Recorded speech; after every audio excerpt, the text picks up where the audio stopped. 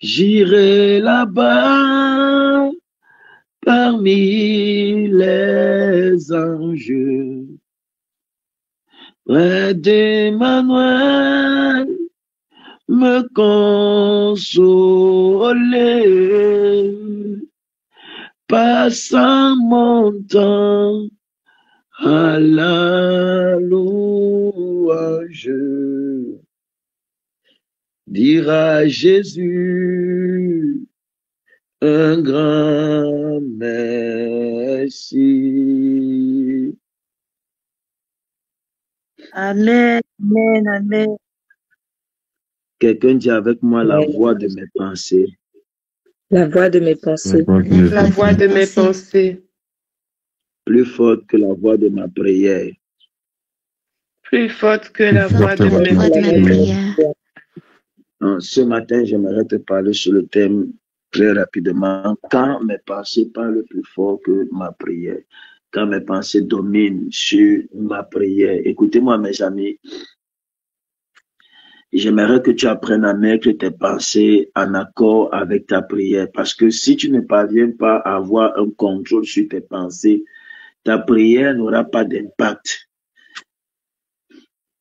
Parce que si tu pries et que tes pensées sont ailleurs, si les mots qui sortent de ta bouche sont en principe, se dirigent en principe vers le ciel et que tes pensées se dirigent vers la marmite, vers la nourriture, vers je ne sais pas trop quoi, les séries de Novelas TV là que vous voyez souvent. Novelas TV, Passion de l'amour, Maria de Parampam, de Parampam, de Parapapam, de Para. Bref. Il a brisé mon cœur, je l'ai trompé. Donc, lorsque vos pensées, mes amis, sont dirigées vers toutes ces choses-là et que votre bouche, elle est consacrée vers autre chose, il n'y aura pas agencement parce que ce qui donne la puissance à vos mots, c'est l'énergie que vous envoyez à vos mots lorsque vous prononcez vos mots. Ce qui donne la puissance à votre prière, c'est la capacité de vos pensées à s'aligner à vos prières. Amen. Parce que si, par exemple, tu prononces le nom de Jésus, sans avoir une pensée en ce moment-là sur ce nom n'aura pas d'impact, mes amis. Et beaucoup de personnes aujourd'hui prient à gauche et leurs pensées sont à droite. Et laissez-moi vous dire que c'est ce qui part de vos pensées qui a un impact. Vous ne pouvez pas dire des choses dont vous ne croyez pas, dont vous ne pensez pas. Si vous parlez simplement comme ça, vos paroles seront vides. Ce qui fait contenir la puissance à vos paroles, c'est l'énergie que vous transmettez à vos paroles-là par l'agencement de vos prières, par l'agencement de vos pensées à vos prières, mes amis. Mais si ta pensée n'est pas alignée étroitement avec ta prière, tu seras en train de faire une simple récitation. Alors ta prière sera vide et sans aucun sens. Et vous voyez, beaucoup de personnes aujourd'hui font ce qu'on appelle les récitations à l'église. Des récitations parce qu'on est en train de prier. Aucune pensée focalisée sur Christ. Aucune pensée focalisée sur le royaume. Aucune pensée focalisée sur le moment de prière. Vous êtes là tous en train de prier, mais le gars est déjà loin. Là où ta pensée va, c'est là où ton esprit va. Oh my goodness. Je répète, là où ta pensée va, c'est là où ton esprit va. Amen. Yes. Là où ton attention est focalisée, c'est là où ton énergie est focalisée. Donc tu pourrais être focalisé, tu pourrais être en train de faire quelque chose, mais cependant tu es en train de penser à autre chose. Est-ce que ce que je dis a un sens? Est-ce que jusqu'ici on se comprend?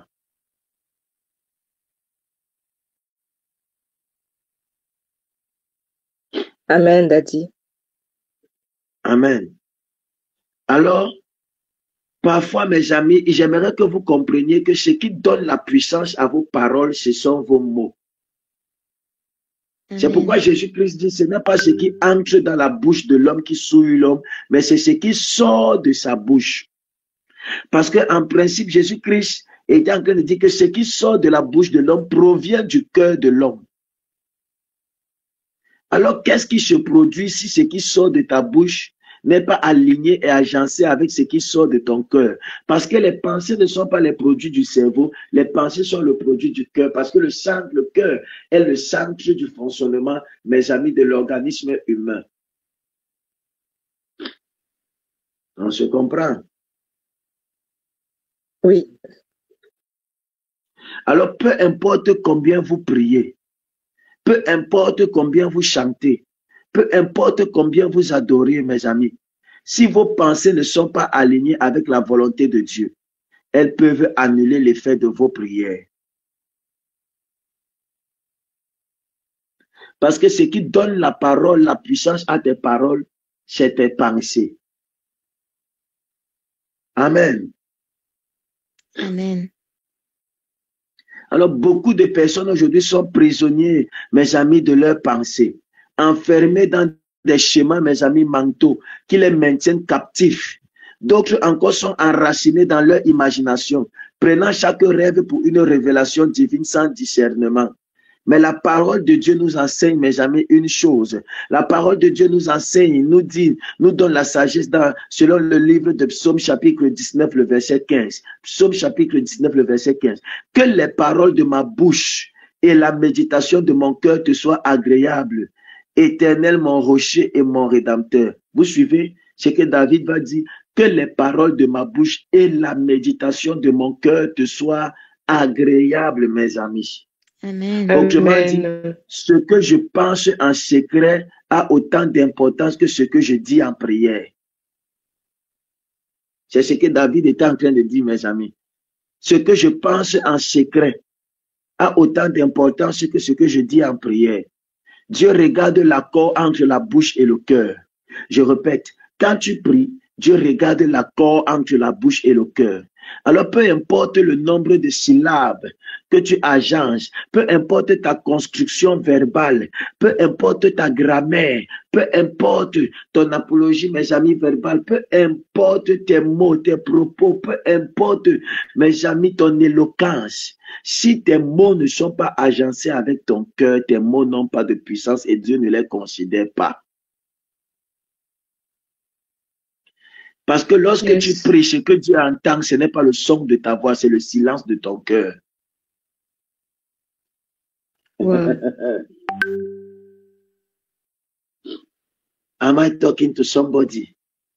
Amen. Yes. C'est pourquoi quelqu'un peut venir, il dit à un esprit, sors, il n'y a aucun effet. L'autre vient, il dit, sors, il y a des faits. Qu'est-ce qui différencie? L'état de consécration de leur cœur, la capacité d'agencer leurs paroles. Ce qui donne l'autorité à leurs paroles, c'est la capacité de leur cœur à être focalisé et consacré, mes amis. Est-ce que je parle à quelqu'un? Amen. Je prie ce matin que tes pensées, nos pensées soient purifiées, afin que nos prières soient efficaces et agréables à Dieu au nom de Jésus-Christ. Amen. Ton amen me Amen. dérange. Amen. Amen. Je veux dire à quelqu'un ce matin, ne te laisse pas tromper. Non, non, non. Ne te laisse pas berner, mon ami. Tes pensées ont le pouvoir d'annuler tes prières. C'est que si tu ne savais pas ça. Oh. Tes pensées ont le pouvoir d'annuler tes prières. Tu peux prier pendant des heures, jeûner pendant des jours, mais si ton cœur reste rempli de confusion, de peur ou d'imagination déréglée, mes amis, tu empêches toi-même l'exaucement de tes prières. Tu peux prier pendant plusieurs jours, mais si ton cœur est en désaccord, mon ami, avec tes paroles, si ton cœur est ailleurs pendant que tu es en train de prier, toi-même tu es en train de mettre une barrière entre l'exaucement et ta prière. Pourquoi? Parce que Dieu n'écoute pas seulement les mots de ta bouche. Il scrute, mon ami, aussi les pensées de ton cœur.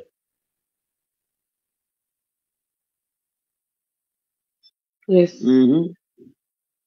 Dieu n'écoute pas seulement les mots de ta bouche, mon ami. Il scrute les pensées de ton cœur. Beaucoup sont prisonniers, non pas des démons extérieurs. Beaucoup sont prisonniers, non pas simplement des positions, mes amis. Beaucoup sont prisonniers, non pas des situations extérieures, mais beaucoup ont des forteresses intérieures. Ce sont les forteresses intérieures qui te limitent. Beaucoup ont une grande guerre à mener, mes amis. Pas contre des situations extérieures, mais contre les forteresses qui sont à l'intérieur de leur vie. Les forteresses qui sont à l'intérieur de leur cœur. Est-ce que je parle à quelqu'un? Amen. Ces forteresses sont le produit des pensées erronées, des raisonnements, mes amis, mensongers, des souvenirs non guéris, des blessures à l'intérieur, mes amis. D'autres encore vivent dans une confusion spirituelle, croyant que chaque rêve, mes amis, ou encore chaque impression vient automatiquement de Dieu. Alors, mes amis, pardon. Alors que la Bible, mes amis, nous exhorte à éprouver les esprits. 1 Jean 4, de verset 1, mes amis, et à renouveler notre intelligence selon Romains 12, le verset 2. Tu ne peux pas prier pour la paix tout en nourrissant les pensées de la peur. Tu ne peux pas. Tu ne peux pas demander la guérison si tu crois fermement que tu es destiné à mourir. Tu ne peux pas marcher dans la foi si ton imagination est pleine d'échecs. Tu ne peux pas. Ta vie commence dans tes pensées.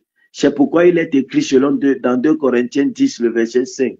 Nous renversons les raisonnements et toute hauteur qui s'élève contre la connaissance de Dieu. Et nous faisons toute pensée captive pour qu'elle obéisse à Christ. Est-ce que je parle à quelqu'un? Amen. Parce que ta victoire commence d'abord dans tes pensées. La première victoire que tu as, mon ami, c'est dans tes pensées. Alors, j'aimerais t'exhorter d'aligner tes pensées avec ta prière. Laisse la parole de Dieu purifier ton imagination. Épouse une mentalité qui coopère avec le ciel. Pourquoi? Parce que la vraie puissance ne se trouve pas dans les mots qu'on répète, mais dans l'accord profond entre ce que l'on pense, ce que l'on croit et ce que l'on proclame. Est-ce que je peux me répéter? Amen. La véritable puissance, mes amis, ne se trouve pas dans les mots qu'on répète, mais dans l'accord profond entre ce que l'on pense, ce que l'on croit et ce que l'on proclame, mes amis. Ce n'est pas la longueur de ta prière qui touche Dieu, mais la cohérence entre ton cœur et ta bouche. Amen. Amen. Amen. Amen. J'ai dit que ce n'est pas la longueur de ta prière qui touche Dieu, mon ami, c'est la cohérence entre ton cœur et ta bouche. Si ton cœur n'est pas cohérent avec ta bouche, tu vas prier comme ça. Alors, je vais t'encourager ce matin à aligner et agencer tes pensées avec ta bouche, avec ta prière, pour une bonne efficacité, pour une efficacité plus grande, pour que tu sois plus efficace dans le règne spirituel. Apprends à maîtriser tes pensées. Apprends à contrôler tes pensées. Beaucoup de personnes, vous êtes sur le son de ma voix. Ce qui vous empêche encore d'expérimenter totalement Dieu, c'est vos pensées. Ce sont vos pensées, mes amis. Vous êtes là, vous êtes connectés. Ce sont vos pensées qui vous limitent encore. C'est ça, vos pensées qui vous limitent encore. Si tu parviens à avoir le dessus sur tes pensées, tu seras une arme puissante entre les mains du Seigneur.